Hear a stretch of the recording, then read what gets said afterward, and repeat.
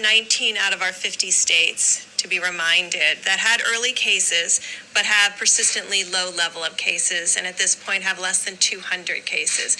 So that's almost 40% of the country with extraordinarily low numbers, and they are testing. Some of our governors have been very adamant about their need for test kits. We have gotten them test kits. When we had Abbott add about a week ago to the test kits, we've been able to open up additional test kits for states that want to do surveillance and want to do contact tracing. These 19 states are doing still active containment. They're at 200 cases despite the fact that they've been measuring them over the last 3 to 4 weeks. Still, though, 55% of all cases and 55% of all new cases continue out of the New York metro area. That's the New Jersey part and New York part in particular. I haven't added in Connecticut or other counties at this point. We are concerned about certain counties that look like they're having a more rapid increase. When you look at Wayne County in Michigan and you look at Cook County in Chicago. So we have integrated all of our information to not only look at where the cases are today, but how they're moving, so we can alert FEMA to where we think the next potential hotspot is. All of the counties that I've mentioned, the hotspots are in urban areas or in the communities that serve that urban area. And I think that's something very important to remember as we move forward. Because of the innovations within our private sector, we continue to have these new platforms added for laboratory testing. And these become critical platforms for states that have very low rates and very low rates needed to test. Why is that important?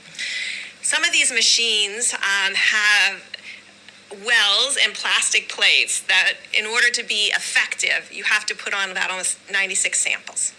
And others are made for 4 samples or 24 samples at a time. So what's critical for us to be able to do is to match the need to the county and state. And that's the role that we can provide advice on, because we get to see across the whole country and where those items are needed most. And so this is allowing us to adapt and adopt really allocation of tests or recommendations to state of what piece of equipment they may need.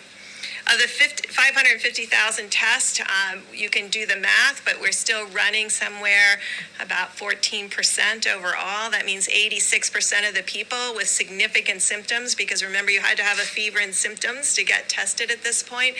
So still 86% are negative. These are really important facts for the American people. I'm sure many of you saw the recent report out of the UK about them adjusting completely their needs.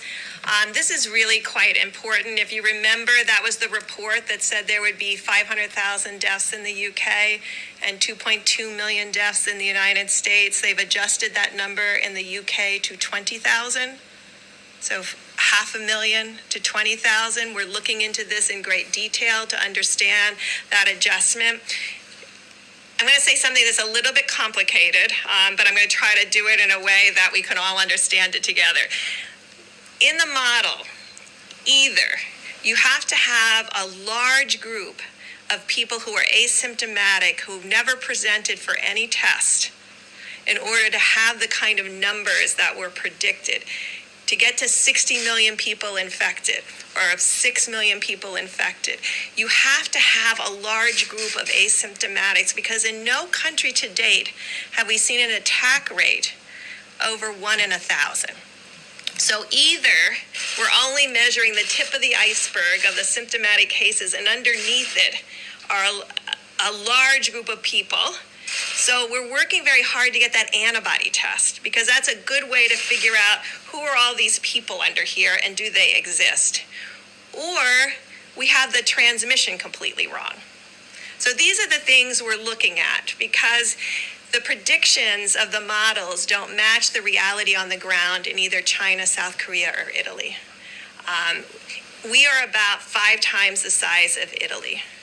So if we were Italy and you did all those divisions, Italy should have close to 400,000 deaths. They're not close to achieving that. So these are the kinds of things we're trying to understand. Models are models. We're adapting now to the reality. There's enough data now of the real experience with the coronavirus on the ground to really make these predictions much more sound.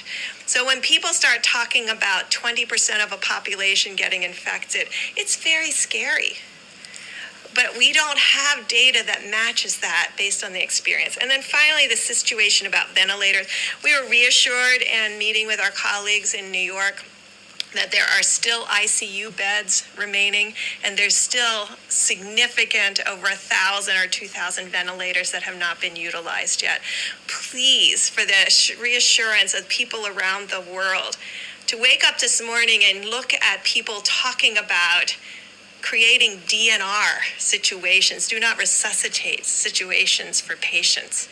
There is no situation in the United States right now that warrants that kind of discussion. You can be thinking about it in a hospital. Certainly many hospitals talk about this on a daily basis. But to say that to the American people, to make the implication that when they need a hospital bed, it's not going to be there, or when they need that ventilator, it's not going to be there. We don't have an evidence of that right now. And it's our job collectively to assure the American people that it's our collective job to make sure that doesn't happen. Right now, you can see these cases are concentrated in highly urban areas. There are other parts of the states that have lots of ventilators, and other parts of New York State that don't have any infections right now. So we can be creative, we can meet the need by being responsive.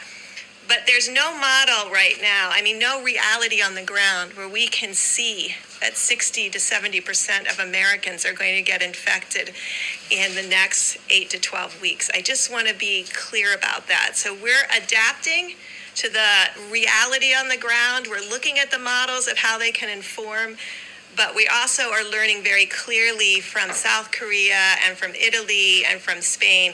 Just to final, because I know many of you will look up my numbers.